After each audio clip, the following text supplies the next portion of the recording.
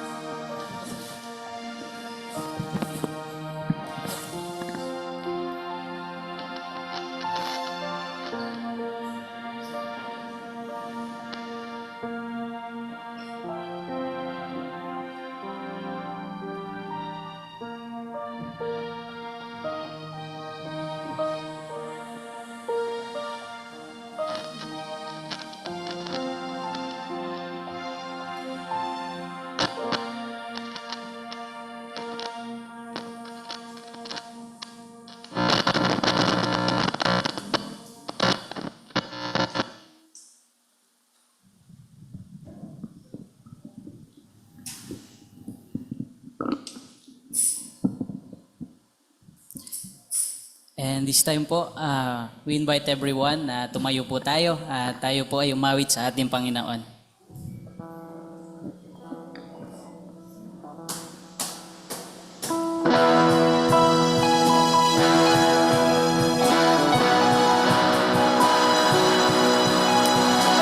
Let us open the eyes of our hearts as we sing this morning to glorify our Lord, who is holy, holy, holy. Let us sing our opening song, Open the Eyes of My Heart.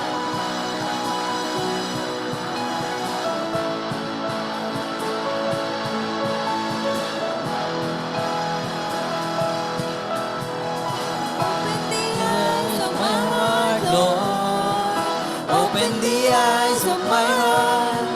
I want to see you. Sing, church. I want to see you. Open the eyes of my heart, Lord. Open the eyes of my heart. I want to see you. I want to see you. See you high and lifted up, shining in the light of your glory. Pour out your power and love as we sing holy, holy, holy. Patuloy po tayo sa pag-awit sa ating Panginoon.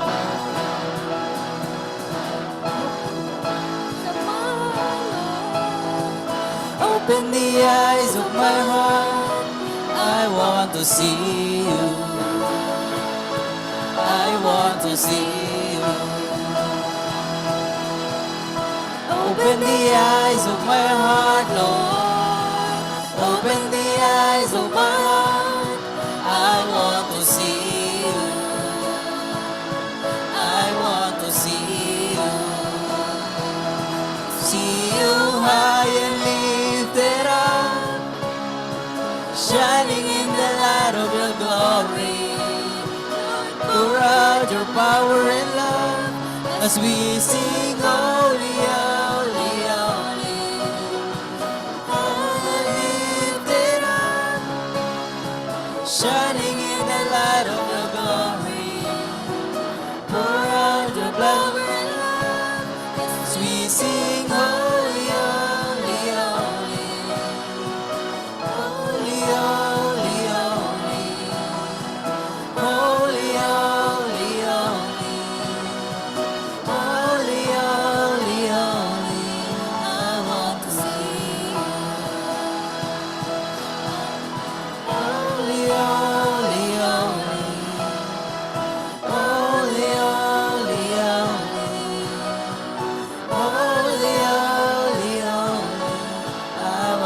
see you.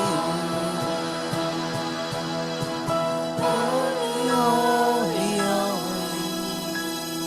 Holy, holy, holy. Holy, holy, holy. I want to see you. Yes, Lord, our Heavenly Father, Panginoon, nagpapasalamat, nagpupuri kami bawat isa, Panginoon, dahil napakadakila mong Diyos na iningatan mo kami, Panginoon, na makarating ng ligtas sa simbahan na ito. Salamat, Panginoon, dahil meron ka sa buhay namin. Salamat sa pag-iingat, sa patuloy na pagsosustain sa amin. Ito lamang po ang aming samot-dalangin sa pangalan ni Kristo Jesus. Amen.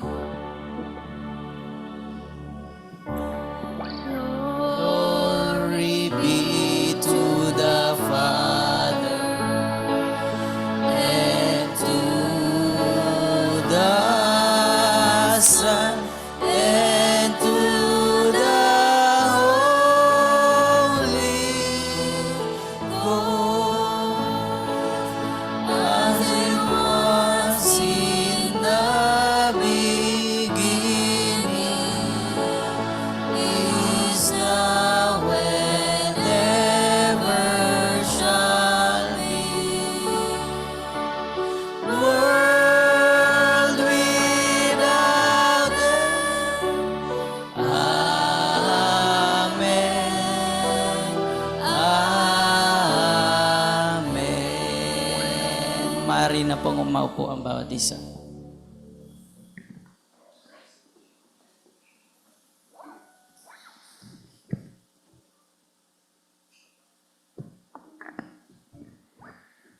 Tayo patuloy na hasamba sa Panginoon sa magitan ng pananalangin po sa oras na ito.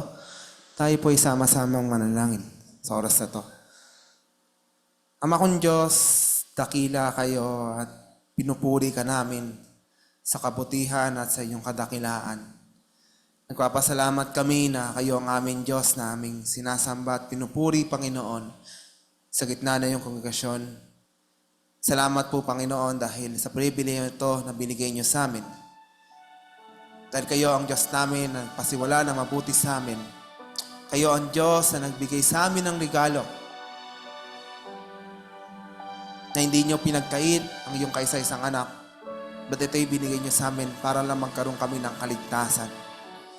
Nagpapasalamat kami, Panginoon, dahil kayo ang aming Diyos na aming tanging sinasamba at pinupuri sa gitna ng iyong kongregasyon. Salamat sa iyong dakilang pagmamahal na nabayubay kayo sa krus, Panginoon, at binigay iyong sarili sa kamatayan para lang magkaroon kami ng katapusan sa aming mga kasalanan. At ngayon, nandito sa iyong simbahan, sumasamba at nagpupuri sa inyo sa bagong buhay na binigay nyo. Salamat sa iyong banal na Espiritu na nagselyo sa amin. That we have this new life. That we are no longer living ourselves, but living our faith to you, Holy Christ, our Lord. We thank you, Lord, that you are the God, our head of a church na nangangalaga at nag-iingat sa aming simbahan. Hindi lang kami niligtas, but nilagay nyo kami sa iyong simbahan. Kaya ngayon, we have this privilege, Lord, to serve you, to worship you, Lord, kasama ang iyong mga anak. Nagpapasalamat din po kami na kayo ang aming Diyos, na kayo ang maunguna at maggagabay sa aming simbahan. Patuloy namin nihiling ang iyong pangunguna sa bawat isa sa amin. Sa gitna ng mga challenges ng aming simbahan, we thank you, Lord, in everything, Lord. Whether good or bad happening in this life, Lord, we all give our praises to you, Lord. Nagpapasalamat kami na despite of these challenges of our church, you always be there who correct us, rebuke us with your words, Lord. Kaya nawa, Panginoon, muli ang mga aralin ng aming mga Sunday school, ang aralin namin sa aming mga Sunday worship, in our prayer meeting, Lord. May you rebuke us and change our life, Lord.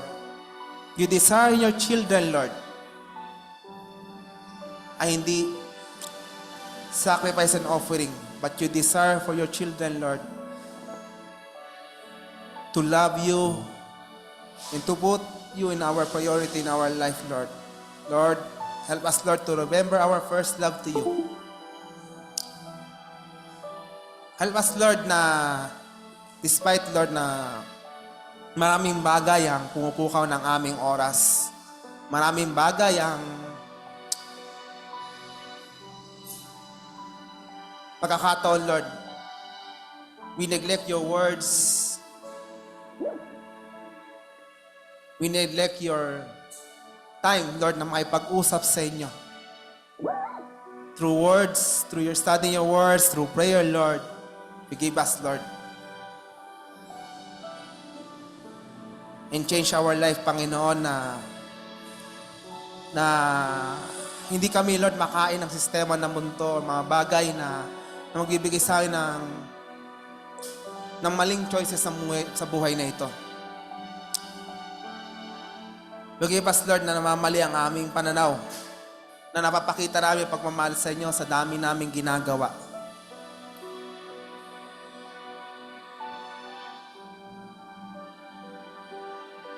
And help us, Lord, to become, Lord, a children of yours, to love you more first, and your children, Lord, na nilagay sa simbahan na to. May you bless our needs of our church, Lord, na aming simbahan na inangailangan ngayon. Napisiwalan muli namin ang proyekto ng aming building project this coming November 1, Lord. Sa aming pagsisimula para mapaayos ang mezzanine, ang problema namin sa pader, Panginoon. At nawa ay kayo po bigay ng kalakasan sa mga magagawang gagamitin niyo, Panginoon. And help us, we as a church, Lord, be united again para mapaayos namin ang iyong simbahan sa darating na November 1 and 2, Panginoon. Ganoon din, patuloy kayong tulungan kami sa aming mga plano ngayon, sa aming nalapit na anibersaryo, sa darating na Disyembre, Panginoon. Help us, Lord, sa anong plano namin, Panginoon. Sa plano niyo, Panginoon, na ilibid niyo po sa amin. Anong mang tema, anong mang araw kung saan niyo po itatalaga. Kung lulobin niyo sa December 29, Panginoon, tulungan niyo po kami na ma-celebrate namin ang iyong katapatan sa iyong simbahan. Kung paano niyo sinustain ang simbahan na to, hindi dahil sa galing namin, sa yaman namin. Panginoon, ba't kayo ang aming Diyos nag-sustain nito? Nalagpasan namin, Panginoon, ang pangatlong quarter at nandito kami sa huling quarter ng taon na to, na pinakita niyo kung gaano kayo kabuti sa aming simbahan. Patuloy niyo kami patatagin at patuloy na ang aming tanging focus sa buhay na ito ay kayo lamang. Tulungan niyo din po kami na ang aming simbahan ay magkaroon po ng pastor na tatayo, Panginoon, sa aming simbahan. Na magiging worker, na magiging pastol ng iyong simbahan, Panginoon, na magpapakain ng iyong mga tupa. And continue to give strength kay Pastor Ogie, Panginoon, sa kanyang pangunguna, Panginoon, at patuloy na continue to bless our ministry mula sa praise and worship team, sa aming Sunday school, sa aming prayer meeting, Panginoon. At ganoon din sa mga fellowship ng mga kabataan, ng mga kananayan, Panginoon. At na magbukas pa kayo ng mga opportunity, Lord, to our church, Lord. Help us, Lord, the flame of our desire to serve you, O Lord, ay patuloy namin painitin, Panginoon. Continue to help our ministry sa mga daughter church namin. We pray for your guidance sa IBF at sa Kabuo Christian Fellowship sa pamumuno nila Pastor Gary at nila Brother Dan. I-bless you po nawa ang ministry po nila ngayon. Nakasama namin sila sumasamba sa Spirito. At tulungan niyo din po ang aming simbahan na daughter church sa IBF na magkaroon din po sila ng permanenteng mga gawa, Panginoon. I-pray din, Panginoon, sa gawain sa Kabuko. Sa gitna may problema ang simbahan po, Panginoon, sa lupa. I pray kung anong yung plano, Panginoon, sa lupa, Lord, na tinatitirikan ng iyong bahay-sambahan. Kung lulobin niyo, Panginoon, na hindi po sila mapalis doon at mababa pa, Panginoon, ang kailang upa sa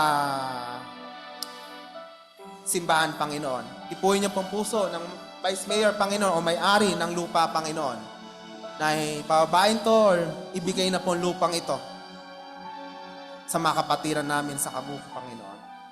Ang iyong kalooban po masunod, Panginoon, sa mga daughter church nyo at sa aming simbahan, Panginoon. At patuloy kayong maasa, Panginoon, dahil lahat ng ito is under control nyo, Panginoon. Ganon din, miling kami ng paggabay at pag-iingat sa aming bansa. Sa gitna man, Panginoon, may banta ng masamang panahon o bagyo na mapasok sa aming bansa. We pray na ingatan nyo aming bansa at kayo patuloy na maggabay sa mga problema, O Lord, ng aming bansa, Panginoon. Sa mga pangailangan ng bawat Pilipino na hanap buhay, sa pagtaas ng mga bilihin, Panginoon. Ngayong kalooban po masunod na muli ay maunlad muli ang aming bansa. And continue to bless our leader, our Presidente na si Bongbong Marcos, ang kanyang mga gabinete, Panginoon, at ang bawat mamabatas, Panginoon. May you give them strength and reveal them, Lord, kung paano nila papangunahan ang bansa kung saan niyo po nilagay ang iyong mga anak, Panginoon.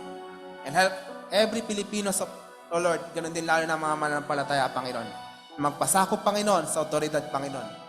Dahil ito ang kalooban niyo, Panginoon, sa inyong mga anak. Purihin ka, Panginoon, at pinagkakatiwala ko po sa inyo ang mga panalangin na to sa inyong mga pangyarihang kamay. Kaya lahat ng ito'y binabalik namin ang pagpupuri at pagkitiwala sa iyong kataas-taasang pangalan. Sa pangalan ni Jesus. Amen and amen.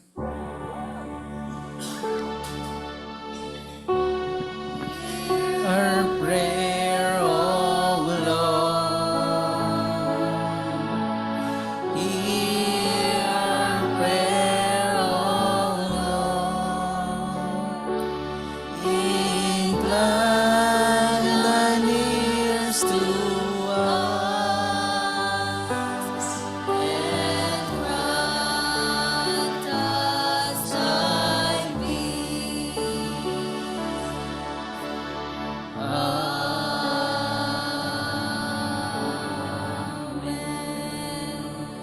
Mari na po kayong maupo ng pansamantala.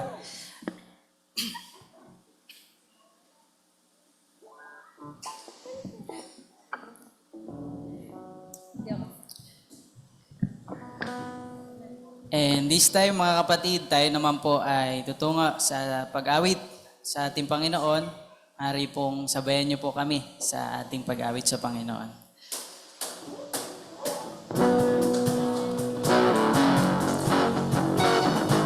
As we sing this song, the Lord reminds us that every time we receive blessings, we should always give Him the highest praise and bless His name. Even when we face disappointments in life, for the Lord is ready to be with us, even in the midst of darkness. Let us sing, Blessed be your name.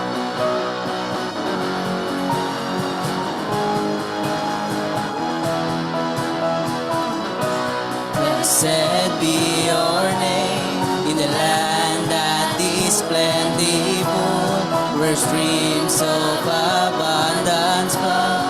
Blessed be your name.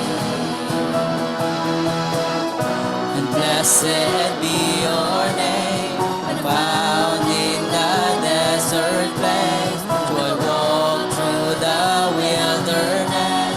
Blessed be your name.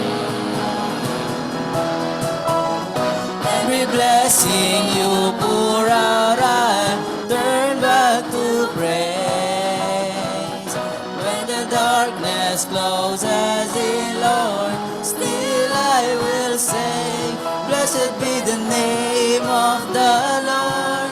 Blessed be your name. Sumabay po kayo mga kapatid. Blessed be the name of the Lord. Blessed be your glorious name.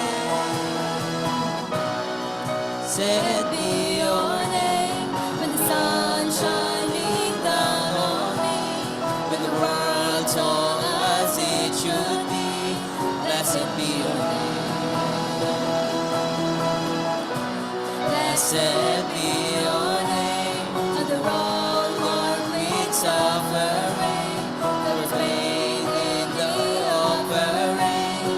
Blessed be your name.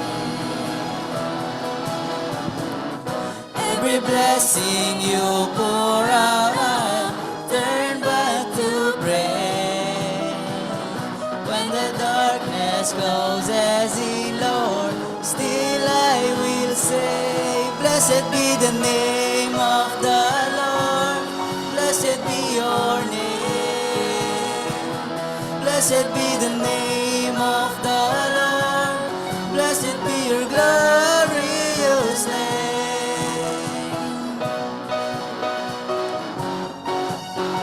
You give and take away, my heart will choose to say, Lord, blessed be your name. Give and take away, you give and take away, my heart will choose to say, Lord, blessed be your name.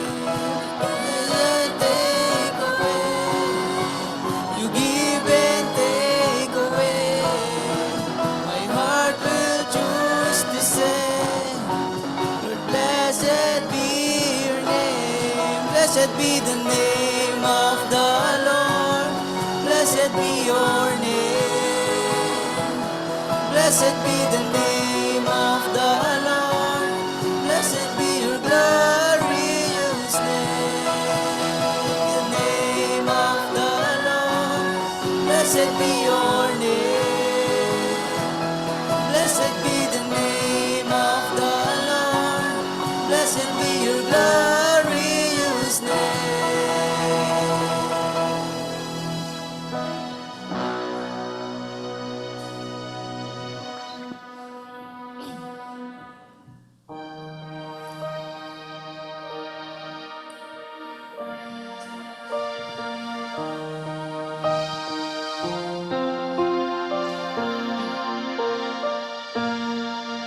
Brethren, this morning the Lord wants to remind us through this song that in the world we live in today, there is no one we can truly rely on except for God. Our God who gives us the life we are enjoying today.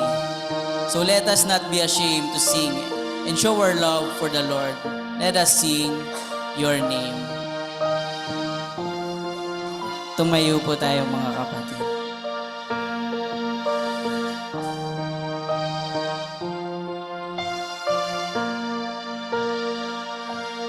Sing. Morning dawns and evening fades, you inspire us songs of praise that rise from earth to touch your own and glorify your name. Your name is a strong and mighty tower. Your name is a shelter like no other. Your name, let the nations sing it loud. There's nothing has the power to save but your name. Yes, Lord.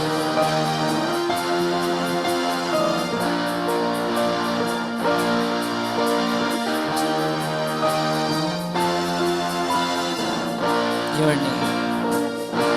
Jesus is your name we pray. Come and fill our hearts today. Lord, give us strength to live for you and glorify your name. Your name is a strong and mighty tower. Your name is a shelter like no other. Your name, let the nations sing it louder. There's nothing has the power to save your name.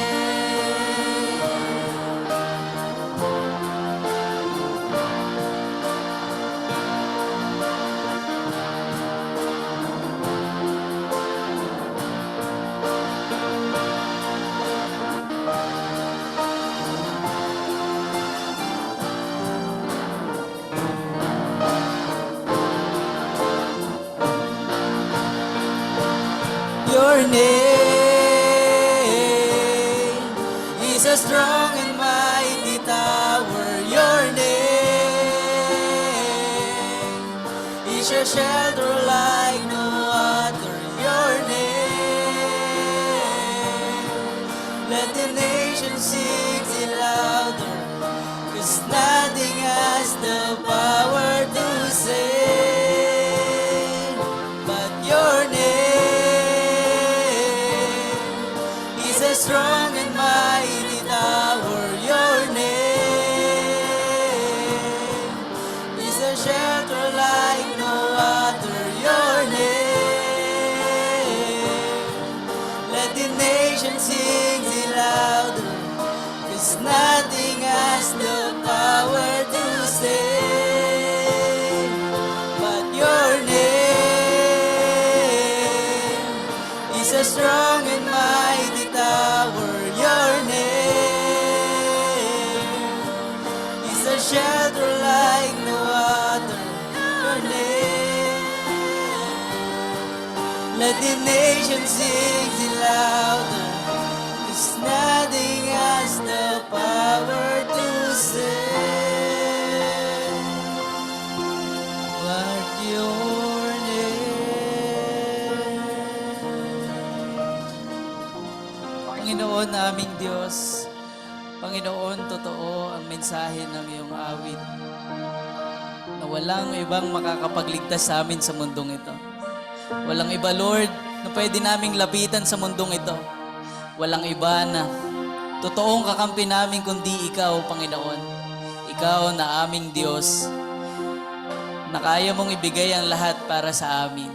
Salamat, Panginoon, sa mensaheng ito. At nawa, patuloy mo kaming samahan sa umagang ito. Patuloy ka naming maluwalhati. Binabalik po namin lahat ng papurit pasasalamat sa pangalan ni Kristo Jesus. Amen.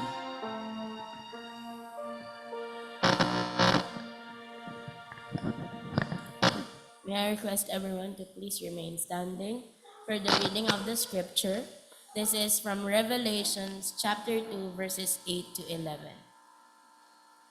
And to the angel of the church in Smyrna, write, this thing says the first and the last, who was dead and came to life. I know your works, tribulation and poverty, but you are rich. And I know the blasphemy of those who say they are Jews and are not, but are synagogue of Satan. Do not fear any of those things which you are about to suffer. Indeed, the devil is about to throw some of you into prison, that you may be tested, and you will have tribulation 10 days. Be faithful until death, and I will give you the crown of life. Verse 11, he who has an ear, let him hear what the Spirit says to the churches. He who overcomes shall not be hurt by the second death. Praise the Lord for the reading of the scripture. You may now take your seats.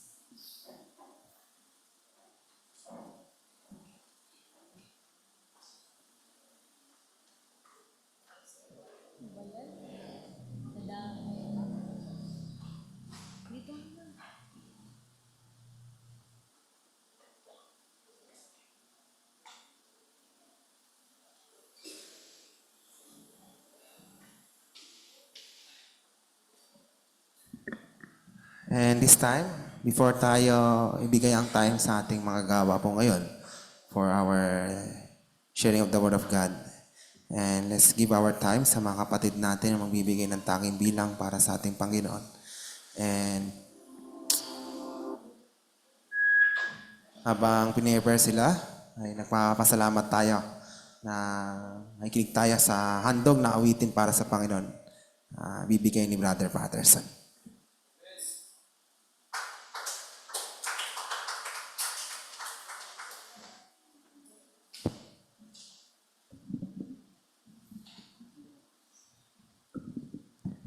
Good morning po sa lahat. Nakakahiya po pala talaga kumanta dito, no? Bago po kami magbigay ng tanging bilang, gusto ko po magpasalamat sa Panginoon. Pupurit nagpapasalamat ako sa Panginoon sa patuloy na pag-iingat niya sa akin. Hindi niya po ako pinababayaan sa mga tinatahak ko sa buhay. And ang Panginoon ang nagbibigay sa akin ng katalinuhan na ginagamit ko sa pag-aaral and ng lakas na ginagamit ko rin po sa trabaho. Pupurit nagpapasalamat ako sa Panginoon dahil bilang isang kabataan na nagpa-provide na rin sa pamilya, hindi nagkukulang ang Panginoon para paalalahanan ako. At nagpapasalamat ako dahil nakilala ko ang Panginoon. Dahil sa Panginoon, binago niya yung pag-iisip ko sa buhay. Sa murang edad, naintindihan ko po kung gaano kahirap na walang Panginoon. Yan, nagpapasalamat po ako sa Panginoon at binabalik ko po lahat ng papurit at pasasalamat.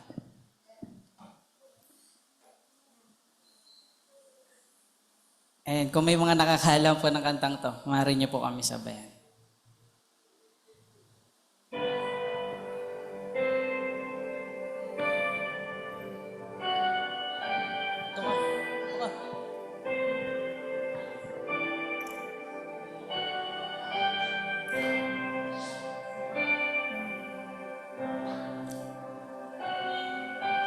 I just want to speak the name of Jesus over every heart and every mind. 'Cause I know there is peace within your presence. I speak Jesus.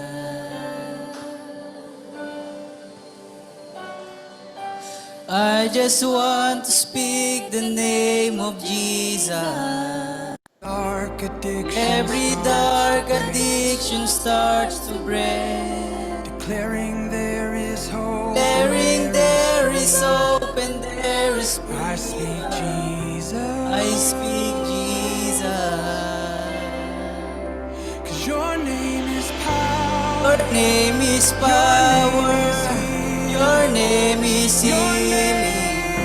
Your name is life. Break every stronghold. Break every stronghold. Shine through the shadow.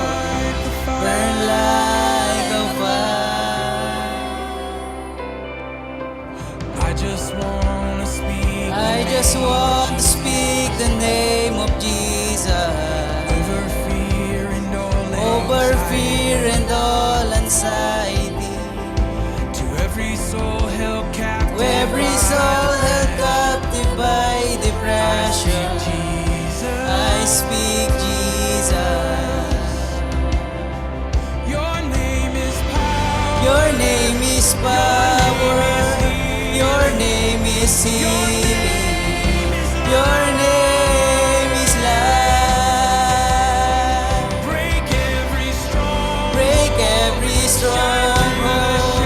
Shine through the shadow. Burn like a fire. Shout Jesus. Your name is power. Your name is healing. Your name is life.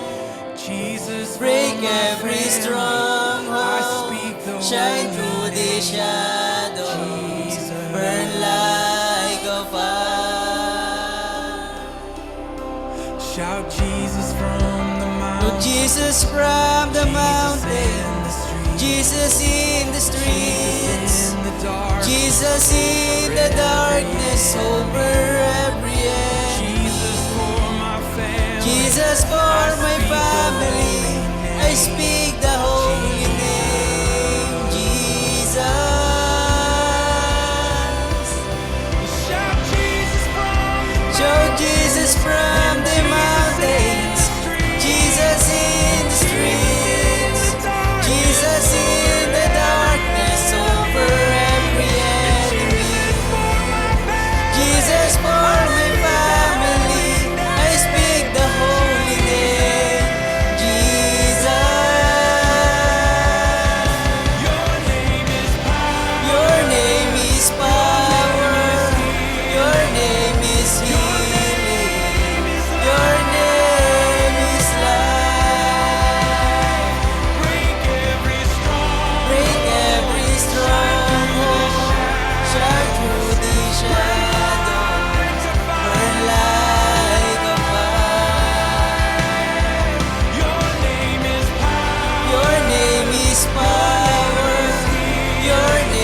is healing.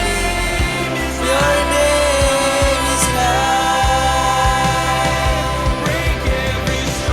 Break every stronghold. Shine through the shadows. Burn like a fire. I just wanna speak the I name just want of to Jesus speak the name of Jesus over every heart, over every heart and every mind. 'cause I know there is peace. 'Cause I know there is peace within I Jesus. speak Jesus. I speak Jesus.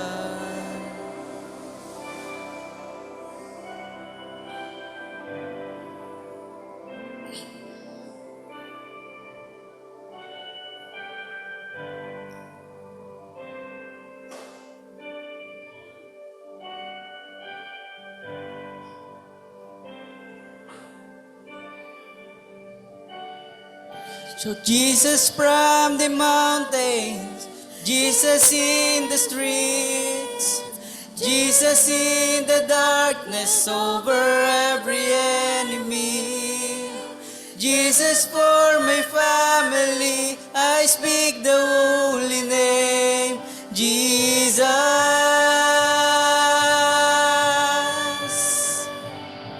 Shout Jesus from the mountains, Jesus in the streets, Jesus in the darkness over every enemy. Jesus for my family, I speak the holy name, Jesus.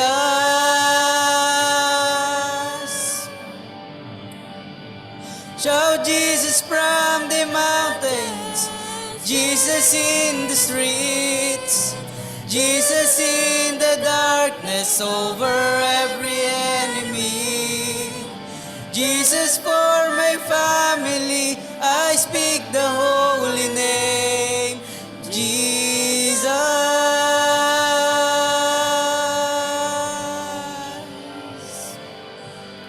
To God be all the glory.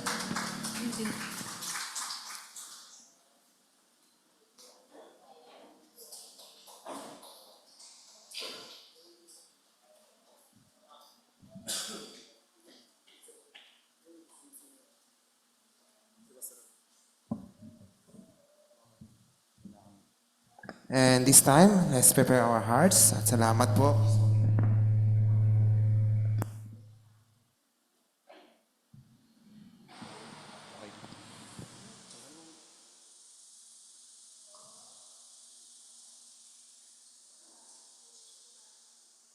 And we thank God for this time na muli natin makakasama ang pastor po natin ngayon. From Laguna uli, at it's a privilege to be with us again. And we're glad na makasama muli natin siya ngayon. And bigyan na po natin ang oras ngayon sa ating pastor. Our speaker this morning will be Pastor Stephen po.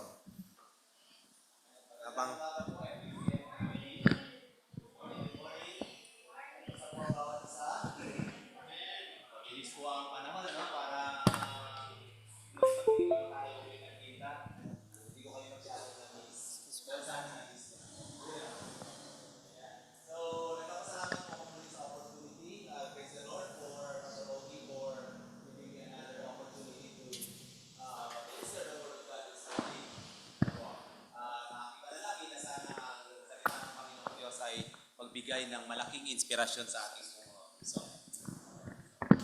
Isin lang po natin. So today is actually the third Sunday po, no? The third Sunday of October. Tama po, third Sunday of October. Napakabilis ng panahon. At isang linggo, pagtapos nito, isang linggo na lang, ay pagtapos na po, halos second to the last month na po ng taon ng year 2024. So sana po ang bawat isa ay may masiglang puso sa pagharap sa pagtatapos po ng taon na ito. Amen? Amen. Pakiharap nga po sa inyong katabi at pakisabi sa kanyang, masaya akong nakarating ka. Yan. Pag medyo hilaw yung kanyang ngiti, ulitin mo pa ulit. Yan. Para nang sa ganun ay mas mapasigla pa itong kapatid na ito. Isang ngiti na makakalimutan niya yung kanyang utang doon sa tindahan sa kanto. Yan po. O kaya yung mga kanyang labahin ngayong umaga. Yan, mga labahin sang katerba. Sige, makapag-church muna bago ko tapusin yung aking labahin. Ayan. Anyway, purihin ang ating Panginoon. Meron pong nagsabi na sa worship daw po, sa pagsamba, ang worship daw po ay merong dalawang pangunahing bahagi. First is that, the first part of worship is that we speak to the Lord. Tayo po'y nangungusap sa Panginoong Diyos. Nangungusap sa Kanya ng ating mga pagpapasalamat, papuri, pagdakila, kahit po mga panalangin, mga daing at mga pangangailangan. So parte po yun ng pagsamba. We worship the Lord by speaking our hearts unto the Lord. Yun po ang unang bahagi. Pero yung ikalawa pong bahagi ng pagsamba is that worship also allows us for the Lord to speak to us. Amen? So yung ikalawa pong bahagi ng pagsamba, ang Diyos naman ang siyang nagsasalita sa atin sa pamamagitan ng kanyang banal na salita. At kung ikukumpara po natin sa dalawa, kung ano ang masigit na importante, bagabat pareho po silang importante, ako po'y naniniwala na yung ikalawang bahagi po ang masigit na importante. Ang ating pangungusap sa Diyos ay mahalaga, pero higit sa lahat, ang pangungusap ng Diyos pamamagitan ng kanyang salita ay mas higit na mahalaga sa atin. Amen? Amen. Tayo pong lahat ay tumayo at ating pong ipagkatiwala sa Panginoon ang kanyang salita sa umaga pong ito. Allow me to read to you Revelations chapter 2, verse 8 up to verse 11. Sabi po ng salita ng Panginoon, and to the angel of the church in Smyrna, or the church in Smyrna, the words of the first and the last, this is the Lord Jesus Christ, who died and came to life. Jesus Christ said, I know your tribulation and your poverty, but you are rich. And the slander of those who say that they are Jews and are not, but are a synagogue of Satan. Do not fear what you are about to suffer. Behold, the devil is about to throw some of you in prison, that you may be tested for 10 days. You will have tribulation. Be faithful unto death, and I will give you the crown of life. He who has an ear, let him hear that what the Spirit says to the churches. The one who conquers will not be hurt by the second death. Everybody say, praise the Lord. Father God, as we open your word, we thank you for the privilege we have this morning of being here. Napakarami pong mga dapat magandang puntahan ngayong araw na ito, Panginoon. Napakaraming mga dapat naming gawin. Subalit mas higit naming pinili na kami po ay dumako sa presensya ninyo kasama ng aming mga kapatid. Father, we pray that as we open your word, you would also open our hearts and our minds. Enable us to understand. Enable us, Lord, to accept your words in our hearts, in our minds. Pero hindi lamang po hanggang puso at hanggang isip. Nawa ang mga katotohanan na ito'y dumaloy sa aming buhay. Sapagkat alam namin, kapag aming inilapat ang inyong salita, ang inyong pag-ibig, kasama na ng inyong biyaya at pagpapala ay dadaloy din ng masaganas sa aming buhay. Salamat po sa mayamang espiritual na pagpapalang inihanda ninyo sa bawat isa. Wala po kayong pauuwiin, O Diyos, na hindi po napagpala ng inyong salita. Sa pangalan po ni Jesus. And everybody say, Amen. Maaari na po kayo makaupo. I want to talk to you today about the legacy of a persevering faith. The legacy of a persevering faith. Ang pamana, ang patotoo ng isang pananampalatayang nananatili. Ano po? Ang pananampalataya po natin hindi lamang po dapat isahang commitment, kundi ang pananampalataya po natin ay dapat nagpapatuloy at ang disenyo ng Diyos sa ating pananampalataya na ito po ay manatiling nakatindig hanggat tayo'y tawagin ni Lord. Amen? Amen po ba? Nakakalungkot kapag may mga Kristiyanong magsasabi, nung araw active kami sa church, nung araw mainit kami sa gawain, nung araw kami palaging laman ng mga ministeryo. Pero asa na po yung ngayon? Sapagkat kung mahalaga sa Diyos yung nangyari nung kahapon, mahalaga po sa Diyos na yung ating pananampalataya ay nagpapatuloy hanggang sa ngayon. Amen? Malungkot po kapag makakita tayo ng mga Kristiyanong minsan ay maalab sa paglilingkod. naaalala natin sila nung araw, si brother ganito nakikita ko yan. Lalo na kapag nire-review po natin yung history ng church, kapag ka-church anniversary, di ba? Makakita ka nun ng mga mukha na minsan ay nakasama mo. Ayos lang kung sila po ay napalipat sa ibang lugar at ibang gawain at nagpapatuloy. Pero ang malungkot ay kapag maaalala mong minsan sila'y masigla, pero ngayon ay mukhang nanlupaypay na.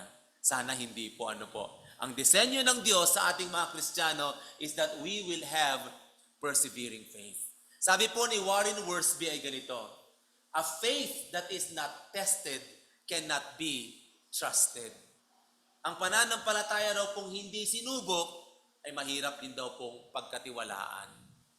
Diba? Napakadali pong sabihin, mahal kita Panginoon. Napakadali pong sabihin, pinagkakatiwalaan kita Panginoon. Napakadaling sabihin, ako'y susunod sa iyo Panginoon. Pero yung katotohanan po ng ganon ay dapat pong masubok. Sapagkat madaling sabihin, tayo'y nagmamahal sa Diyos. Pero ang tanong ay, hanggang saan yung pagtitiwala at pagmamahal na yan?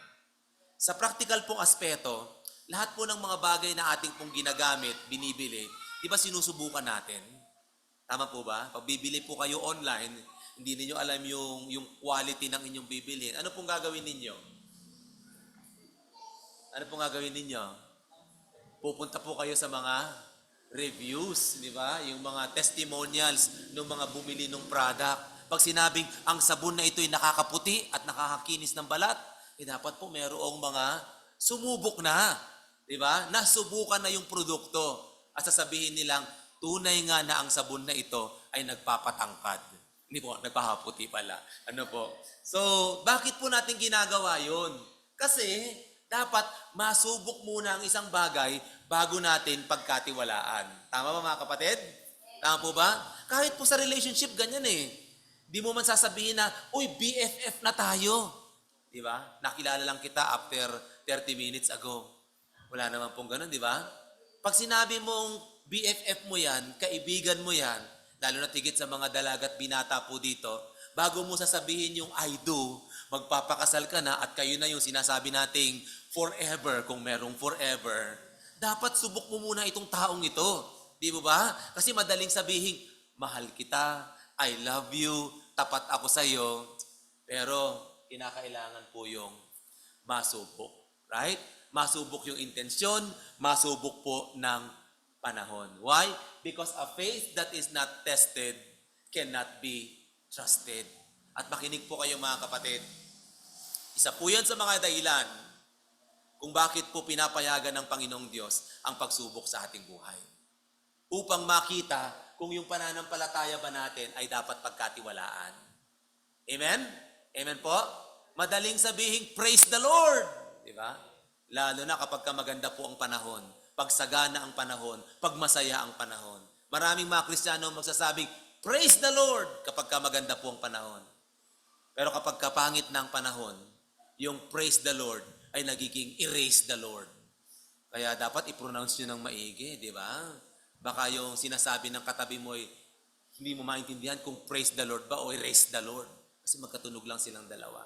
Tama po ba? Anyway, so, ang sabi po ng Hebrews chapter 11, verse 36 ay ganito. Kita niyo ba dyan sa likuran? Yan. So, kung nahihirapan po kayo, next time na babalik ako, o makakabalik pa po ako, lobby ng Diyos, lalakihan natin ng konti yung po. Kita niyo po ba dyan sa likod? Amen. O, sige. Ang sabi po ng Hebrews chapter 11, verse 36 ay ganito. You need to persevere so that when you have done the will of God, napakaganda.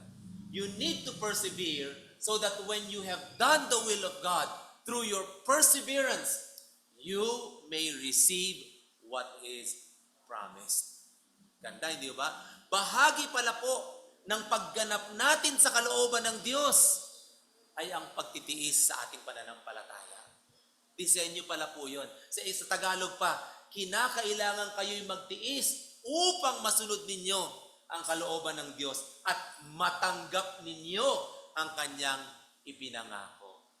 Kaya po sa mga mananampalatayang nagtitiis, hindi po yan madali. Kahit ako po, ayoko pong magtiis. Somebody said that trials are crowns nobody wanted. Di ba? Ang mga pagsubok daw po mga korona na walang gugustuhing tumanggap at magsuot. Di ba? Sa mundo po kasi pag sinabing corona o medalya, talagang proud nating isusuot yan. Di ba? Ito ay achievement ko, magaling ako, tagumpay ako. Di ba?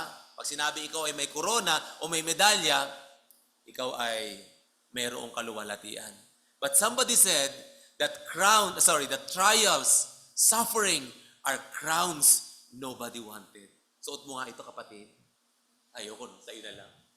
Di ba? Pero ito po ay bahagi ng paglilingkod po natin at paglalakbay natin bilang mga mananampalataya kay Kristo. Amen? Pero ang sabi po ng Biblia, upang masunod ninyo ang kalooban ng Diyos at matanggap ninyo ang kanyang ipinangako. Sa pagtitiis at pagtsatsaga po natin sa pananampalataya, ang ating pong pag-asa ay sa dulo nun, tatanggapin natin ang ipinangako ng Diyos. Everybody say amen.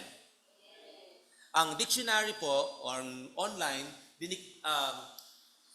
defined perseverance o tiyaga as persistence, pagpapatuloy, endurance, pagtitiis, determination, or steadfastness. Diba? Persistence is doing something despite difficulty or delay in achieving success. Ang perseverance daw po or persistence daw po ay ang pagpapatuloy kahit na hindi mo pa tinatanggap yung inyong inaasahan. Gusto kong sabihin sa iyo, kapatid, may takdang panahon ang Diyos sa iyong buhay. Amen? And God is the God of eternity. Hindi po siya nakabase sa panahon. Kasi tayong mga Kristiyano, pag naghintay tayo ng 1 buwan, o 6 na buwan, o 1 taon, o 2 taon, o 5 taon, at ang tagal sumagot ng kalooban, ang tagal sumagot ng Diyos para sa atin, late na yun. Right? But you have to understand that God is the God of eternity. He is never limited. He is never bounded by time. At yung time frame natin, late na ang Diyos, He has eternity to answer. Amen?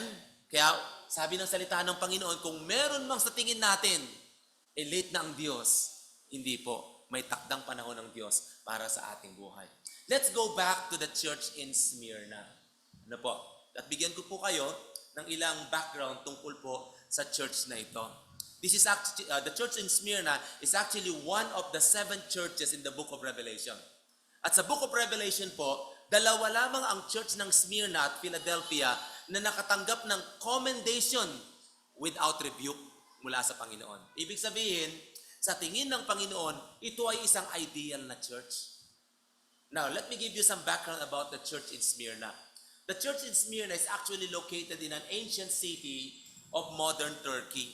So, kung hanapin niyo siya ngayon dun sa nation of Turkey. Alright? Smyrna was a prominent city in the region of Asia Minor, the modern Turkey. Nung panahon po nito, sikat po ito na syudad. Nung panahon ng Bible times. Alright? The Smyrna or city of Smyrna is also known for its wealth, beauty, massive theaters, public buildings, and marketplaces. Ibig sabihin, this is also a city of commerce, business, and also entertainment. Ibig sabihin, maganda po yung kanilang lugar. As a matter of fact, the city of Smyrna is actually a wealthy, a prominent, and a glorious city.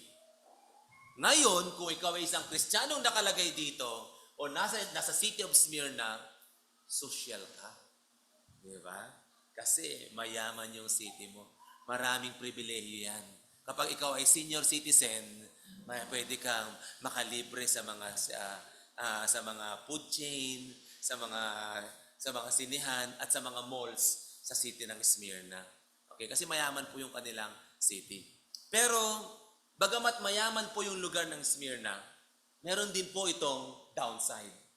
So, ang Smyrna po ay merong isang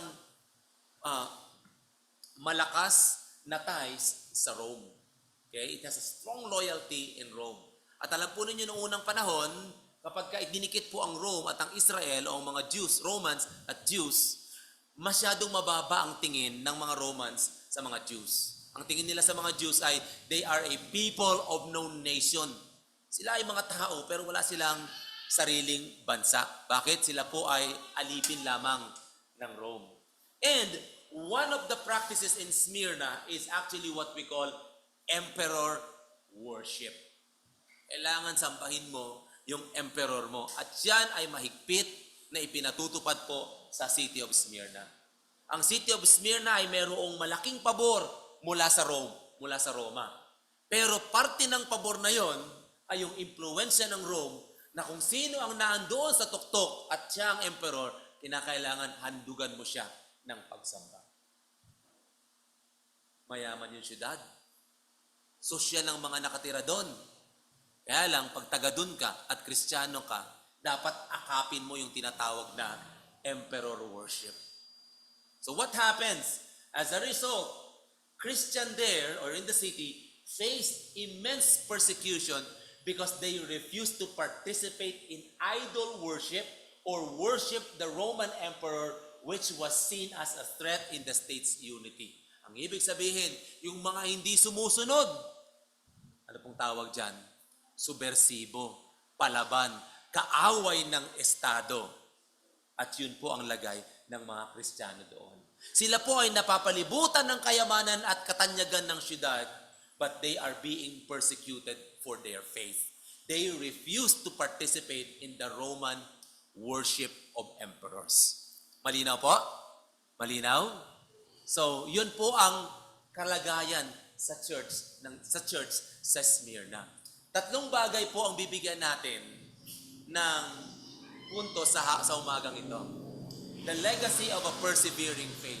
At ang mensahe po ng Panginoon sa mga mananampalataya sa Smyrna ay ganito, kayo ay maging tapat, hindi lang sa isang araw o ilang panahon, kundi maging tapat hanggang sa inyong kamatayan, hanggang sa dulo. So what are the traits, the characteristics of a persevering faith?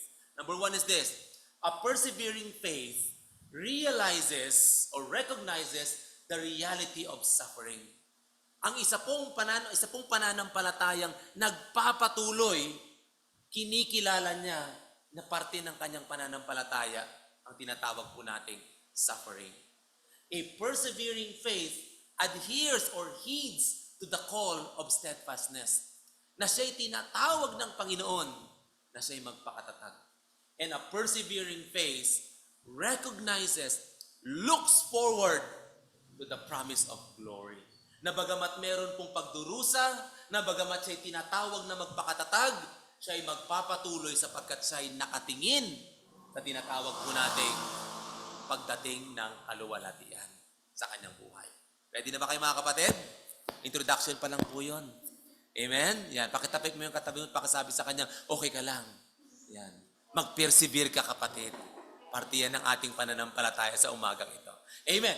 So, let's talk about the reality of suffering. Tingnan po natin ang mga Kristiyano doon. Sabi ng Panginoon, for I know your, ano pong ginamit na salita? Tribulation. Hindi po sinabi ng Panginoon, I know your stress, I know your difficulty, I know your hassles, I know your hindrances. Hindi ganon. Ang sabi ng Panginoon, I know your tribulation. Pag sinabi pong tribulation, it's a severe circumstance. Alam ko yung iyong pinagdadaanan and your poverty, ang iyong paghihirap.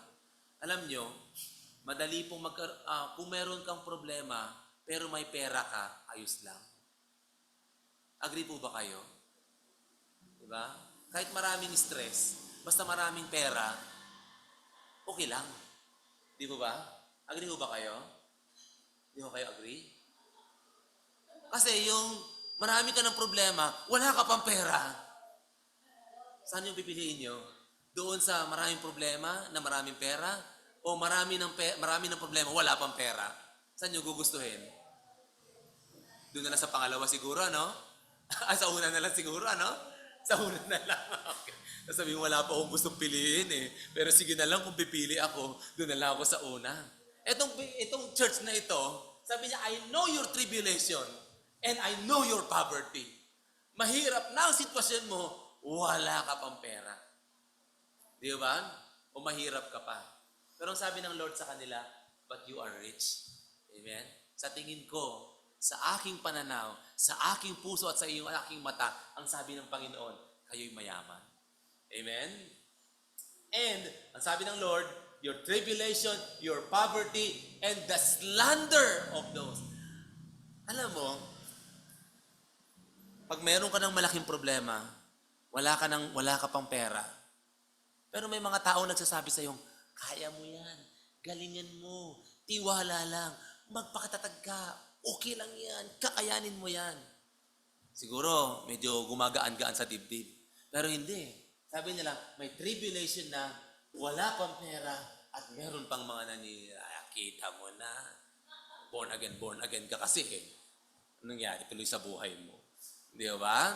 So, ganun ang kanilang kalagayan. At dahil sa pagsunod nila sa kanilang pananampalataya, lalanding pa sila sa prison or sa kulungan. Pero ang napakaganda po sa church na ito ay ito. Na meron silang tribulation at sila ay under poverty at sila ay meron pong problema, hindi dahil sa kanilang sarili. Hindi dahil sa kasalanan ng isa't isa, kundi dahil sa pag-uusig po ng kaaway. Amen? Sana po ang mangyari sa church ay ito. Hindi po tayo pwedeng mawala ng problema. Pero sana, yung problema ay galing sa kaaway. Hindi galing sa pag-aaway ng isa't isa. Right? Marami po kasing mga churches, they are under tribulation, not because of the devil, but because of each one of them. Sana hindi. Di ba? Alam natin na kapag ka ang isang gawain ng Diyos ay nagpapatuloy sa kalooban ng Diyos, galit ang kaaway dyan. Pero wag nawang mangyari na tayo ay may mga pagdurusa ng dahil sa isa't isa. Hindi po dapat gano'n ang kalooban ng Diyos sa atin. Bakit po ba kinakailangan mangyari ito? Sa buhay Kristiyano, sabi po sa may Philippians chapter 1 verse 9 is this. For it has been granted, baka sabi nga pong granted. For it has been granted to you on behalf of Christ not only to believe in Him, but also to suffer for Him. Yung salita pong granted dito can be translated as privilege. For it is your privilege in Christ, the Bible says, not only to believe in Him, but also to suffer for His sake. Amen? Kayo ho ba'y nakaranas na napumirma kayo na halimbawa ng isang kasunduan o ng isang kontrata, you signed up for something? Nangyari na ho ba sa inyo yan? Pag nag-sign up po kayo ng isang kontrata, whether e-contract man yan or di papel man yan, karaniwan po mababasa po ninyo yung mga privileges ninyo. Right? Pag pumirma ka dyan, ito yung iyong mga responsibility, pero ito rin yung iyong mga privileges. Amen ba mga kapatid? Nung tinanggap po natin si Kristo, dapat po natin maunawaan ito mga Kristiyano. Nung tinanggap po natin si Kristo, sabi po sa may John chapter 10 verse 10, I came that they might have life and that they might have life abundantly. Ang sabi ni Jesus Christ, parte po yun ng privilege natin. Parte po natin na maligtas. Parte ng ating privilege na tayo maligtas, mapatawad sa ating pagkakasala, magkaroon po ng eternal security, magkaroon ng pag-asa sa hinaharap, sa walang hanggan, napakaraming mga ibinigay ng mga privileges sa atin ng ating Panginoon. When we accepted the Lord Jesus Christ, when we placed our faith in Jesus Christ, napakaraming privileges na ibinigay sa atin ng Diyos Ama. Amen? But you have to also understand that one of the privileges that we have in Christ is what we call to suffer for Him. Ay, teka lang muna, Pastor, hindi ko pinirmahan yan. Hindi ko yata yan nakita sa kontrata. Ang pinirmahan ko lang yung blessing, yung forgiveness, yung assurance, yung eternity, pero wala yata ako nakita to suffer for Him. O ngayon po, nire-review natin ang kontrata. Yung MOA natin. At ang sabi doon sa MOA natin kay Kristo, parte raw po na ibinigay niya sa atin ay yung tayo po ay magtiis sa ating pananampalataya para sa Kanya. Amen? And every time, listen to this, beloved, every time we suffer for the sake of Christ, the Bible says, that is your privilege. Amen? Mukhang hindi yata. Mali yata po ang doktrina ninyo, Pastor. Naiba yata po kayo ng simbahan. Hindi po. Parte po talaga yon ng tinuturo ng salita ng Panginoon. Na nung tayo ay pumirma, na nung ating tinanggap si Kristo sa ating puso, sa ating buhay, ang sabi ng salita ng Panginoon, part of that is walking in Christ and experiencing suffering for Him. Sabi ng Panginoon, if anyone will come after me, let him deny himself, take up his cross, and follow me. Yan yung maraming inaayawan ng mga sumusunod kay Kristo nung panahon po niya. Yung tinatawag nating pribilehiyong magdusang kasama siya. Amen? And if you are convinced that you are under the will of God and you are suffering for Jesus Christ, then count it as your privilege. It's part of what you believe. Ako ba gugustuhin ko? Hindi ko gugustuhin yun. Kung pwede nga lang, hindi ko na-preach ito eh. Pero kasi bahagi yan ng salita ng Panginoon. Amen? Ngayon, ang tinuturo sa atin ito mga kapatid, na bilang mga mananampalataya, kung ganyan ang sinasabi ng salita ng Diyos, then dapat handa natin ang ating mga puso. Sapagkat bahagi po ng ating paglilingkod at pananampalataya kay Jesus is to suffer for Him. Everybody say Amen. Amen? Amen. Sa book of 2 Timothy chapter 3 verse 12, indeed, all who desire to live a godly life in Christ Jesus will be even persecuted. Right? Sinabi na po yan ang salita ng Panginoon. Kapag ka pinili mong mamuhay ng makadiyos, hindi ka sasang-ayunan ng sanlibutan. Saan po natin makikita yan? Sa John chapter 1 verse 11. Mismo si Jesus nangyari ito sa kanya. Ang sabi niya, He came to His own, but His own people did not even receive Him. Kaya kung ikay susunod kay Kristo, mamanahin mo yung pagdurusa para sa Kanya. Ganon po talaga ang buhay Kristiyano. Ganon ang buhay ng mga taga-Smyrna. Kaya dapat po tayong mga Kristiyano, meron po tayong persevering attitude na parte ng aking paglilingkod at paglakad kay Kristo. My faith has to persevere. Amen? Naalala ko po yung sabi ng isang pastor. Sabi niya, God's love is not a pampering love. God's love is a perfecting love. Amen? Ang pag-ibig daw po ng Diyos ay hindi pampering. Uy, baby ko, kawawa ka naman dyan. Hindi po tayo ipapamper ng Diyos. Yung pag-ibig po niya hindi nagpapamper sa atin. Kundi yung pag-ibig po ng Diyos ay nagpa-perfect sa atin. And if there are times when God's hand has to be tough on us, He will surely do that because He will perfect us. Tayo po ay pagdadalisayan ng ating Panginoong Diyos. Secondly, is the call to steadfastness. A persevering faith heeds the call to steadfastness. Ang sabi ng salita ng Panginoon, verse 10, do not fear what you are about to suffer. Behold, the devil is about to throw some of you in prison that you may be tested. Buti nga 10 days lang for this tribulation. Be faithful. Pakasabi nga pong be faithful. At ang faithfulness ng Panginoon na hindi lang po tuwing Sunday. Be faithful even unto death. Amen?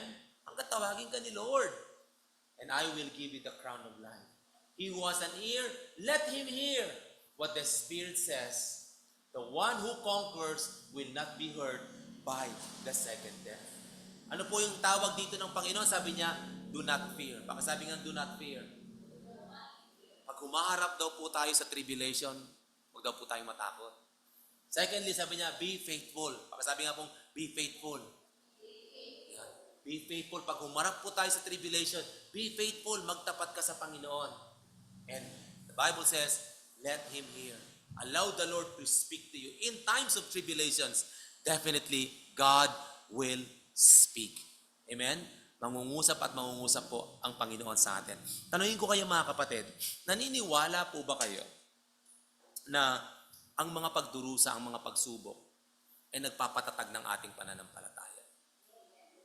Nagpapatatag po ba? Posibleng tama po yung sagot na yan. Pero may tanong po ako. may tanong po ako. May mga Kristiyano po kasi ako nakita nung sila ay dumaan sa pagsubok, tumatag po yung pananampalataya nila.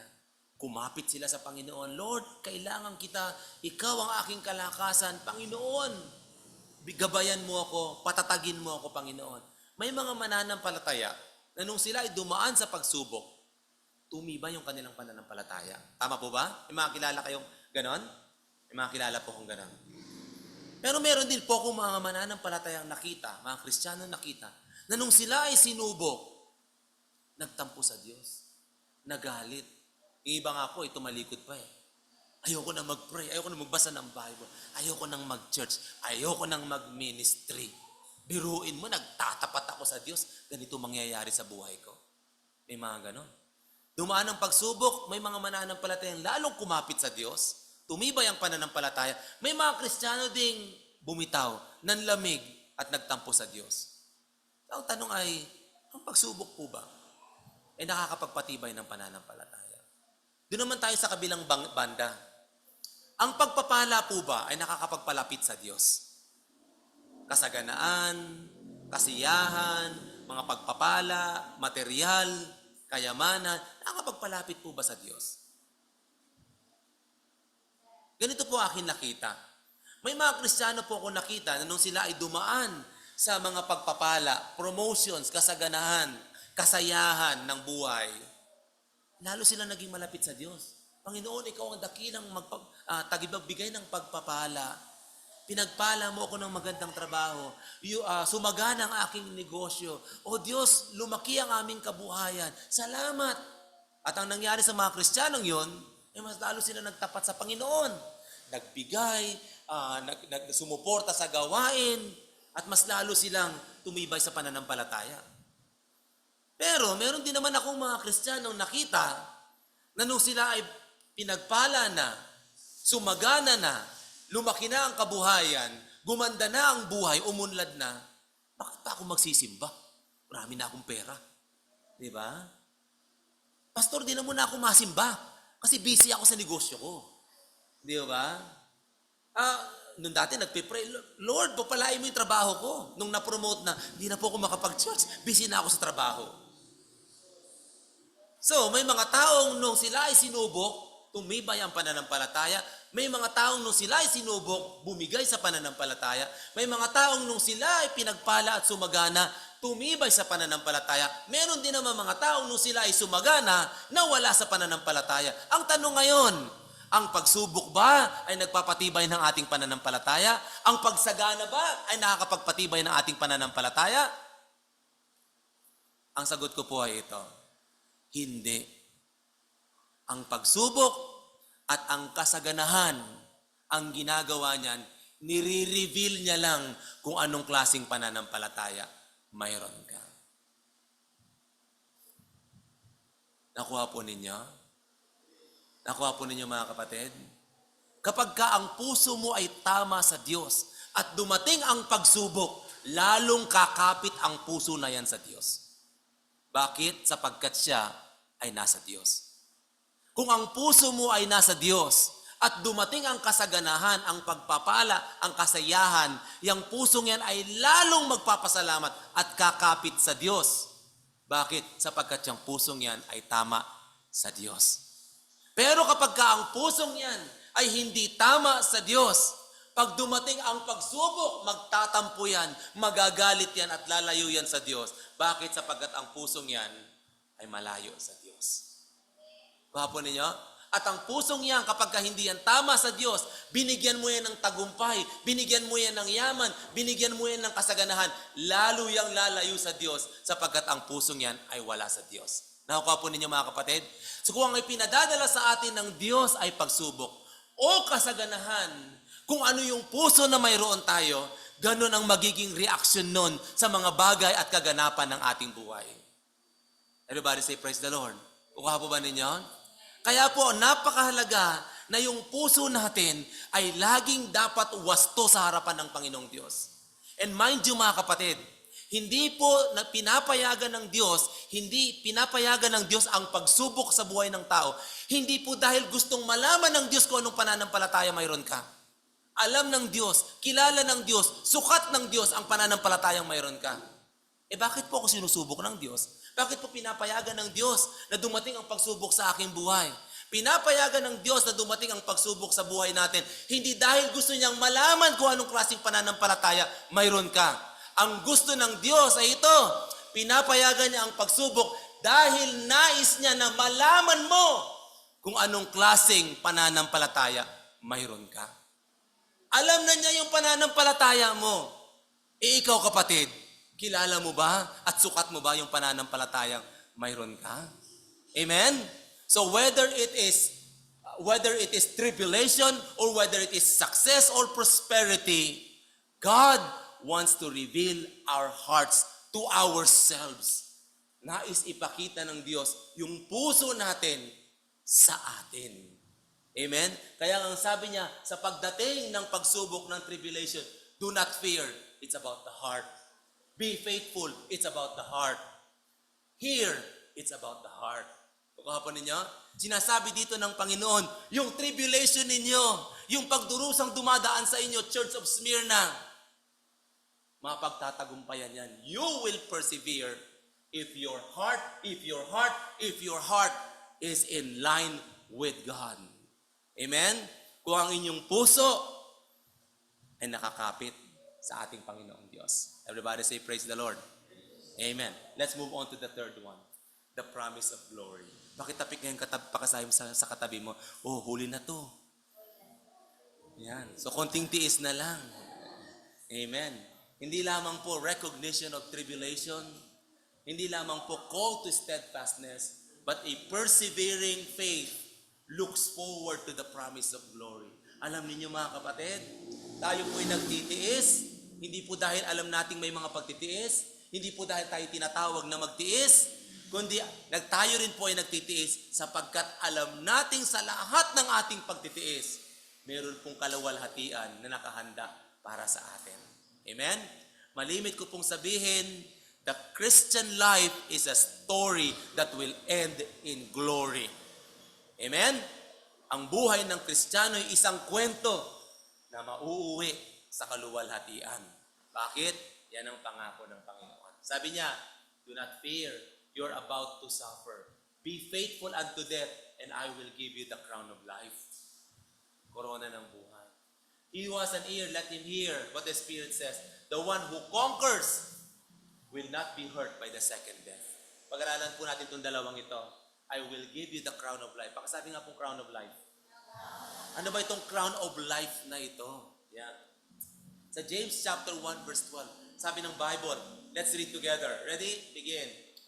Blessed is the one who perseveres under trial, because having stood the test, that person will receive the crown of life that the Lord has promised to those who love Him. Malinaw po, hindi ba? Ano raw po yung crown of life? Sabi dyan, those who will persevere will receive the crown of life. Sabi sa may Revelation chapter 2. Ano yung crown of life na yon? Pinagpala. Ang alin po? The one who will persevere under trials, under tribulations, under test. Because if you will stood or stand the test of trials, you will receive what we call the crown of life. Kapatid, hindi ko po sasabihin masarap at madali ang pagsubok. Pero patibayin natin ang ating mga puso. Kasi sa pagtatagumpay po natin sa pagsubok natin, hindi po sayang na tayo po ay nagtsatsaga. Meron pong crown na ibinigay sa atin ng Panginoong Diyos. Sa mundo pong ito, sa mundong ito, pag ikaw po ay pagka ikaw po ay nagdurusa ka lang. Di ba? Ay, kawawa ka naman, nagdurusa ka. Nagdurusa ka lang. Pero sa Kristiyano ito, yung pagdurusa po natin, meron ho ba rito binabayaran para magdusa? Pinuri ito ang gusto magtrabaho ng magdurusa ka lang pero sweldohan kita. Gusto ko magdusa ka, maging miserable ka. Kung mag-alala, may sweldo ka naman eh. Sweldohan kita sa iyong mga pagdurusa. Payag ko kayo? Payag ko ba kayo ng ganun trabaho? Gagawin mo lang, magdurusa ka lang. Pastor, yung trabaho ko ngayon, nagdurusa na ako. Buti na sinisweldohan ako. Pinagdurusahan ko yung boss ko araw-araw. Ayan. Wala naman siguro ganun, no? Pero sa mundo po kasing ito, pag ikaw ay nagdurusa ka lang. Walang bayad yun. Di ba? Pagdurusang walang kabayaran. Ako'y nagdurusa lang. Pero sa Kristiyano ganito, yung ating pong pagtitiis, pag mag-alala kapatid, merong kapalit yan. At ang kapalit yan tinatawag ng Biblia, the crown of life. Amen? Patuloy tayo. Kasi alam natin kapag tayo po'y nanindigan, kahit sa mga pagsubok ng buhay, sabi ng salita ng Diyos, you will receive the crown of life. Amen? Hindi sayang. Sabi po ni Rick Warren, don't waste your pain. Huwag mo raw sayangin ang iyong mga pagdurusa. Dumadaan talaga tayo dun eh. Ako man, ayoko nun. Kaya lang pag dumaan ako nun, huwag sanang masayang. At sana, huwag sanang masayang na tayo bibigay at masayang yung crown of life. Nagdusa ka na rin lang kapatid, parte na yan ng buhay Kristiyano. Sana balang araw, bigyan tayo at putungan tayo ng Panginoon ng putong ng buhay. Everybody say amen. Amen? Minsan may Kristiyano pong lumapit sa akin. Hindi ko naman sasabihin ito po'y madali. Sabi niya, ayoko na po maglingkod sa Panginoon. Bakit? Sabi ko, bakit naman po? Kasi kahit naman maglingkod ako sa Panginoon, dami kong mga utang. Tagal ko na naghihintay, lagi pa rin ako maraming utang. Well, sabi ko po sa kanya ganito mga kapatid. Sabi ko, bakit? Pag tumalikod ka ba sa Panginoon, mababayaran yung mga utang mo? Tingin mo, pag sabi mo, backslide na ako bukas. Tingin mo kung may utang kang 10,000, mababayaran na yon. O kahit man lang mabawasan, kahit man lang 1,000, dahil nag-backslide ka kay Lord. Right? Di po ba? Ayoko nang sumunod sa Panginoon. Nagtatampo na ako sa Panginoon dahil sa aking karamdaman. Dahil may sakit ako. Bakit po pag tumalikod ba kayo sa Panginoon, gagaling kayo? Di ba? Hindi ko po sinasabing madali. Ayoko na maglingkod sa Panginoon dahil ang hirap ng buhay. Bakit? Pag tumalikod ka ba, dadali ang buhay mo? Na pagka tumalikod ka sa Diyos, bukas, ay, wala na lahat ng problema ko kasi wala na ako kay Jesus. Ganun mo ba? Ayoko nang maglingkod sa Panginoon kasi hindi ako pwedeng mandaya. Bakit? Kapag tumalikod ka ba kay Lord, pwede ka na mandaya? Libre ng mandaya? And you do not face the consequence of cheating or lying? Nakakapunan niyo mga kapatid? Minsan iniisip natin na parang pag tumalikod ka kay Lord, yung susunod na pagtalikod mo, ando na, libre ka na sa lahat ng mga pasakit ng buhay. The truth is this, kahit tumalikod po tayo sa Panginoon, ganun pa rin ang buhay. Haharapin pa rin natin ang karamdaman, ang utang, ang mga pasakit ng buhay. Kahit ikaw ay matuwid sa Panginoon, magdurusa ka. Pero ikaw ay lumayo at magtampo sa Diyos, magdurusa ka pa rin. So ang tanong ngayon ng Kristiyano sa akin ay ganito, kung ganyan po ang buhay, pastor, ano ngayon ang diferensya ng malayo sa Panginoon at nasa Panginoon? Ito po ang sagot.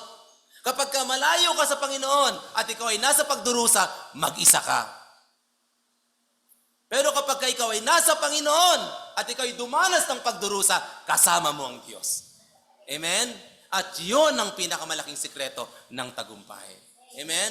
Na kahit ako'y dumanas ng karamdaman, alam kong kasama ko ang Diyos. Na kahit ako'y merong utang, I know that God is my provider. Na kahit madilim ang aking buhay, I know that God is my life. And at kahit ang aking buhay ay puno ng pagdurusa, I know the joy of the Lord. Amen? Amen? Kaya tayo po'y tinatawag ng Diyos na huwag mo siyang talikuran. Dahil kahit talikuran mo siya, ganun pa rin ang buhay. Pero kung kasama mo siya, darating at darating ang Panginoon, darating ang panahon that God will turn your things into glory, your situation into glory. Everybody say, praise the Lord. Amen. Sabi niya, he was an ear, let him hear what the Spirit says to the churches. The one who conquers will not be hurt by the second death. Ano ba yung second death na yun? Ang second death na binabanggit dito is none other than the lake of fire. Revelation chapter 20, verse 14. The lake of fire is the second death. Kapag ka ikaw daw, hindi po sinasabi dito ng salita ng Panginoon, ikaw mag-endure para ikaw maligtas sa impyerno. Kundi sinasabi ng Panginoon dito, ikaw ay mag-endure sapagkat alam mo na yung pinakamalaking takot ng tao ay wala na sa iyo. Nakamtan mo na dahil kay Kristo Jesus na ating Panginoon. So ang tanong ay, the one who conquers. The one who conquers. Sino po itong the one who conquers na ito? Sabi po ng Romans chapter 8 verse 37, in all these things we are more than conquerors through Jesus Christ who loved us. I am sure neither death nor life, angels, rulers, things present, things to come, powers, height, depth, nor anything else in all creation will be able to separate us from the love of God in Christ. Sino po yung the one who conquers? Sino po? Sino po? Sino? Hindi nyo pa rin alam ang sagot. 1 John chapter 5 verse 4. For everyone who has been born of God overcomes the world. Sino po yung the one who conquers na ito? The one who is born of God. Sino po yan? And this is the victory that has overcome the world, our faith. Who it is that overcomes the world? Except the one who believes that Jesus is the Son of God. The one who conquers, ang sabi po sa may Revelation chapter 2. Sino yon? Ikaw yon, kapatid. Siya na magtatagumpay ay merong putong ng buhay at hindi nadadanas ng ikalawang kamatayan. Sino yon? Ikaw at ako na naka Jesucristo. At ang 1 John, ang sabi niya, for everyone who has been born of God overcomes the world. Ikaw yon. Everybody say amen. Amen. Let me close with this, the payoff of perseverance. Hebrews chapter 10 verse 23, the Bible says, let us hold firm. Pakasabi nga pong hold firm. Yan. Let's hold firm the confession of our hope without wavering, for he who promised is faithful. Panghawakan mo ng matatag ang iyong pag-asa na walang pag-aalinlangan. Paghawakan mo ng matatag ang iyong pag-asa ng walang pag-aalinlangan. Bakit? Sapagkat yung nangako ay tapat. Kaya pala po tayo nagpe-persevere ka mga kapatid, sapagkat alam natin yung pangako ng nangako sa atin ay hindi makapako. Siya ay tapat. Everybody say amen. Yan. Let me close with this. Hebrews chapter 11 verse 36. Kinakailangan kayo magtiis upang masunod ninyo ang kalooban ng Diyos at matanggap ninyo ang kanyang ibinangako. Kung ito po ang pinagdaraanan ninyo ngayon, patuloy tayo kapatid. Sapagkat hindi po dyan magtatapos. Tatanggapin po natin yung ipinangako ng Panginoon sa atin. Let me close with this song. Alam ba niyo itong song na to? It will be worth it all. You know the song? Hindi po ninyo alam? Sige, ako na lang po ang kakanta. I-recite ko na lang po. Sige. Ito po isang old hymn. Paborito ko po ito when I was a young Christian. Dahil ko po ito narinig sa church. Sabi po ng verse 1 ay ganito. Stanza 1. Sometimes the days seem long, our trials hard to bear. We're tempted to complain, to murmur and despair. But Christ will soon appear to take His bride away. That's the church. All tears forever over in God's eternal day. Napakaganda. Sabi po ng chorus, it will be worth it all when we see Jesus. Life's trials seem so small when we see Christ. One glimpse of His dear face, all sorrows will erase. At ang challenge po, so bravely run the race with perseverance till we see Christ. The legacy of a persevering faith. Sana po yung pananampalataya na taglay mo ay nagpapatuloy na naninindigan sa Panginoon. Hindi madali ang sumunod, pero sagana po at tapat ang pangako ng salita ng Diyos sa atin. Everybody say amen. Amen. Panginoon, salamat po sa inyong salita na nagbigay muli sa amin at nagpaalala muli sa amin ng taglay naming pag-asa sa iyo, O Diyos.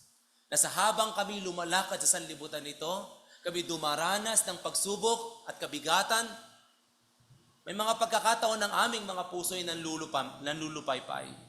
May mga panahon pa nga, Panginoon, na kami po ay nagtatampo, nagdududa, O Diyos. At may mga panahon din na kami ay natitisod.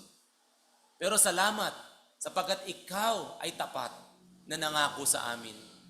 Na sa aming mga pagkukulang at mga pagkakamali at mga pagdududa, Panginoon, Ikaw pa rin ay tapat at hindi nagbabago sa iyong pangako.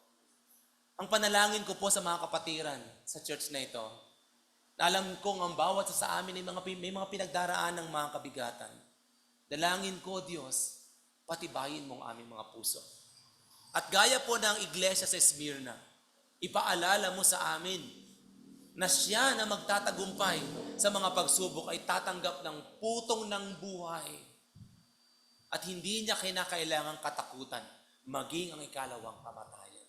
Sapagkat kami ay tiyak kay Kristo Jesus na aming Panginoon at tagapagligtas.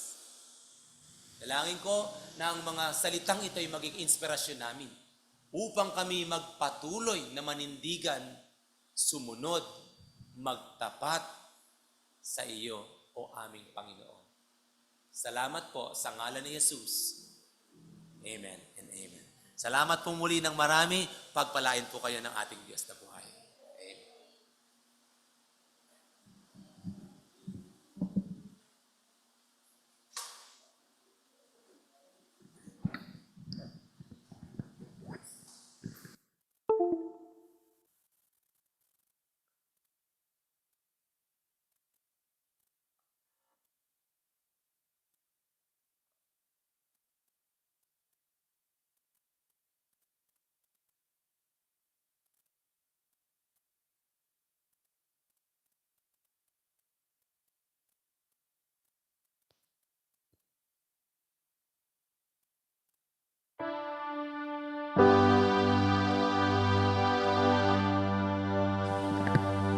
Tumayo pa tayo.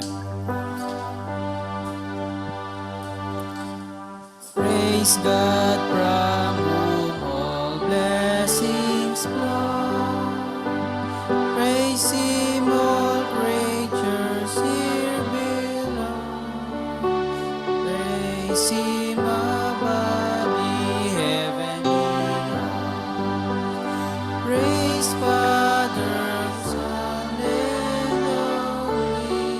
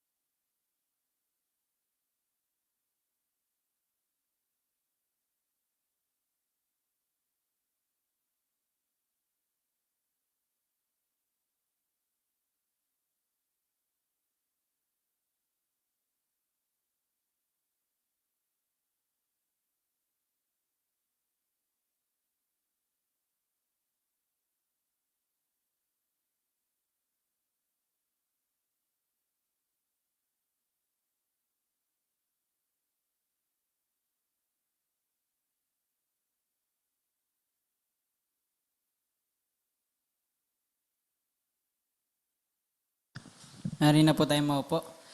Panginoon na aming Diyos, Panginoon, dakila ka po sa lahat. Pinupuri, pinasasalamatan ka namin sa umagang ito, Panginoon, na natapos ang aming gawain. Panginoon, sa umagang ito, kaunawa, Panginoon, ang patuloy na mag-glorify namin at may balik namin sa iyo ang karapat-dapat, Panginoon, na handog na nasa iyo, Panginoon. May bigay namin sa iyo, Panginoon, ang karapat-dapat na halaga, Panginoon, na ibabalik namin sa iyo. Please I-bless mo kami, Panginoon. I-bless mo rin, Panginoon, ang aming mga trabaho. Ganun din po ang aming mga pinagkakabuhayan, Panginoon, sa mga may business, Lord, at patuloy mo po kaming ingatan at i-provide ang aming mga pangangailangan. Yan lamang po ang aming pasamadalangin sa pangalan ni Kristo Jesus. Amen.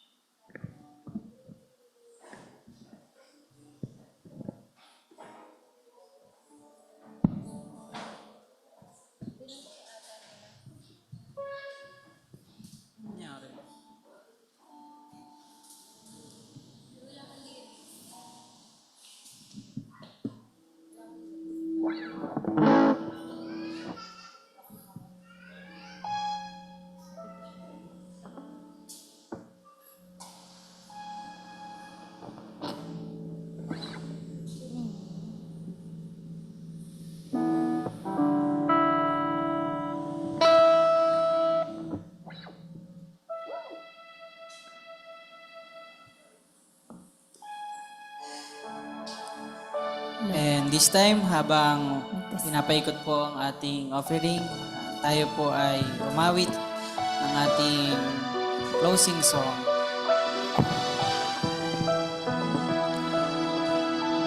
Brethren, let us continue singing for the Lord because He is pleased to hear us say, Lord, I am ready to do your will. And this time, let us sing with all our hearts, Refiner's Fire.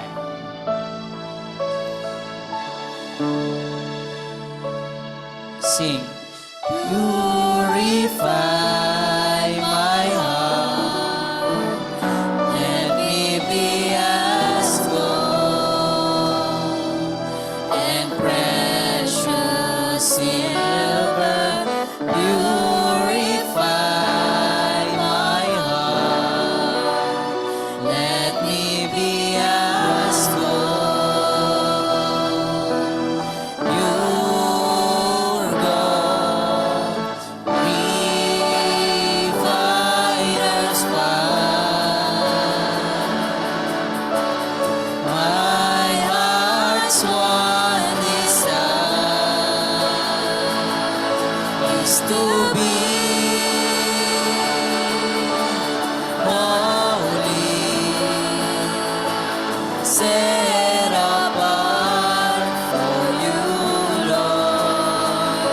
I choose to be holy,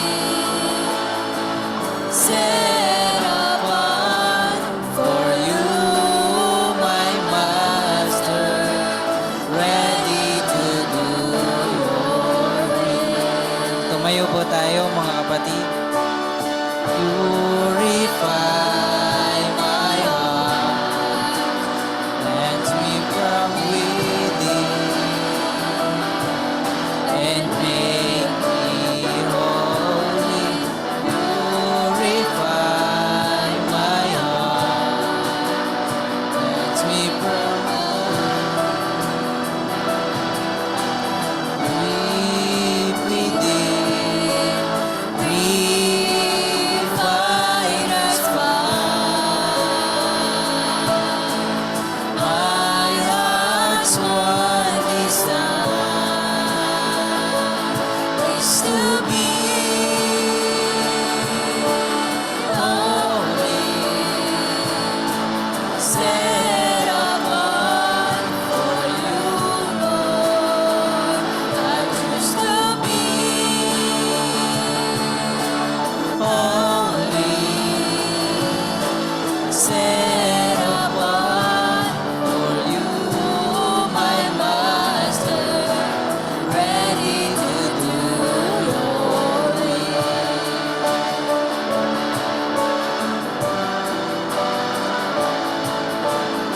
Ready to do your will. Ready to do your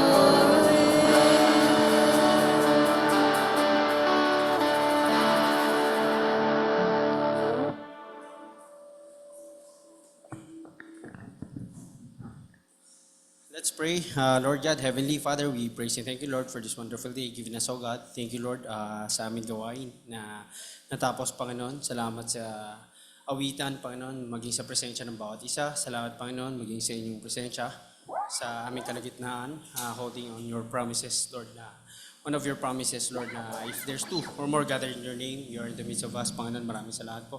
Maging sa mensahe, Panginoon, thank you for reminding us about the sufferings, about the glorification we are receiving, that every suffering we are doing is not in vain. Thank you so much for the hope.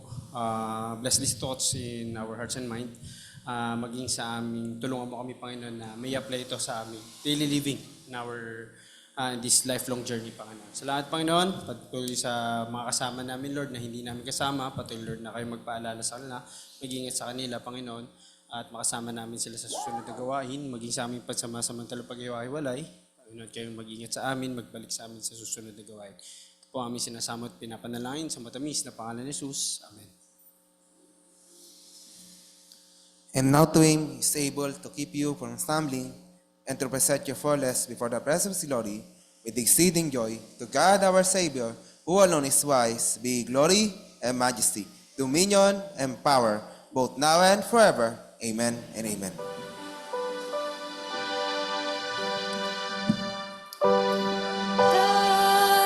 Given us the spirit of fear, but has given us the strength to obey. With power and sound mind, with loving unfailing kind, all without ashamed of His way. With an Lord God us faithful, may His word be our power and light.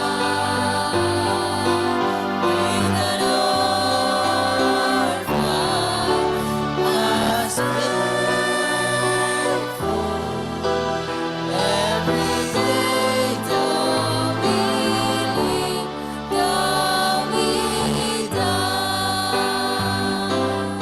At sa ating pagkatapos ng ating gawain po sa umagang ito, ay daladala mo ang pangako ng Panginoon na ikay higit na managumpay, kaya wala kang papangambahan sa buhay na to. Dahil wag mong kakalimutan at palagi mong tandaan, mahal tayo ng Diyos. Diyan po natapos ang ating gawain sa umagang ito. Sa Diyos ang kapurihan at maaari po tayo